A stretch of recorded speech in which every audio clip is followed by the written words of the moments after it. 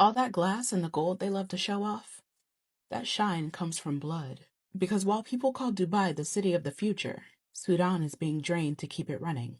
This isn't about envy, it's about truth. Dubai didn't get rich off of tourism and trade alone. It got rich off of labor, extraction, and right now, off war. Since 2023, Sudan's been in a full-blown war. The Rapid Support Forces, the RSF, against the Sudanese Armed Forces, the SAF. And according to Amnesty International, Reuters investigations, and multiple UN reports, the RSF has received weapons, drones, and logistical support that investigators have traced to the UAE.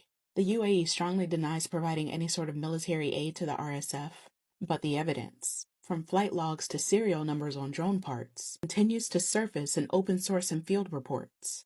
And then there's the gold. Sudan is Africa's third largest gold producer, and almost 90% of its official exports go straight to the UAE. Once it arrives, that gold is melted, rebranded, and exported all over again. Clean, legal, and untraceable. That's how you turn war gold into trade gold.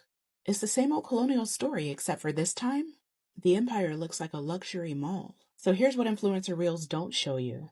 The migrant workers whose passports are taken as soon as they land, Sudanese, Ugandan, and Ethiopian men, promised security jobs or construction contracts, flown to the Gulf, trained, and stripped of their ID. Some of them end up guarding conflict-linked facilities. Others disappear to job sites that they'll never leave. Their labor builds the skyline. Their country's gold helps buy the bombs. That's not mismanagement, that's a machine. Human Rights Watch and Amnesty International have both documented widespread passport confiscation, forced labor under the sponsorship system, and deceptive recruiting of Sudanese men through UAE-linked contractors between 2019 and 2024. They call it what it is. Modern-day slavery disguised as opportunity. Dubai calls itself the beacon of development. Right. But every empire says that. This one just learned how to make its violence look beautiful, because when the lights hit those towers at night, you don't see the blood in the reflection. You see luxury, you see order. But that glow is paid for with Sudanese gold and migrant sweat. And here's the part that nobody wants to talk about.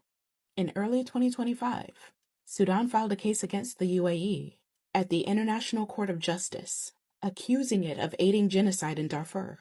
By May, the ICJ dismissed it.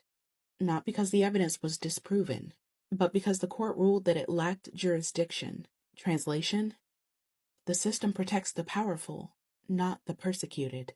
So yeah, keep your vacations, keep your influencers, because somewhere in Darfur, a mother is still running from a drone, and the money for it passed through a jewelry store in the Dubai Mall.